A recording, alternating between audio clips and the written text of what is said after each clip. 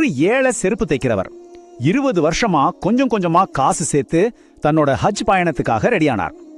ஆனா வழியில ஒரு காட்டுல அவங்க தங்குனப்போ எதிர்பாராத விதமா ஒரு அதிர்ச்சியான விஷயத்த அவர் பார்த்தார்.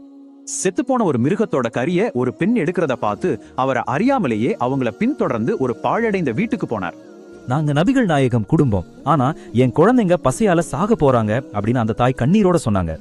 இத கேட்டதும் உடைஞ்சு போன அவர் தன் ஹஜ் சேமிப்பு முழுசையும் கொடுத்து அந்த குடும்பத்துக்கு நல்ல உணவு வாங்கி கொடுத்தார். அந்த உதவியை பார்த்து நெகிழ்ந்து போன அந்த தாய், இறைவன் உங்களை இரு உலகிலும் உயர்த்துவான்னு மனசார ஆசீர்வதிச்சாங்க. பணமெல்லாம் தீர்ந்ததால ஹஜ் போற தன்னோட வாழ்நாள் கனவை அப்படியே விட்டுட்டு அவர் நேரா தன் ஊருக்கே திரும்பிட்டார். ஆனா இங்கதான் ஒரு ட்விஸ்ட். சில மாசம் கழிச்சு ஹஜ் முடிந்த வந்தவங்க அவரை மக்காவுல நேரா பார்த்ததா சொன்னாங்க. எப்படி? ஊர் மக்களோ அவர் இங்கதான் இருந்தாருன்னு சொல்றாங்க, ஆனா ஹாஜிகளோ அவர் அங்க பார்த்ததா சத்தியம் செஞ்சாங்க.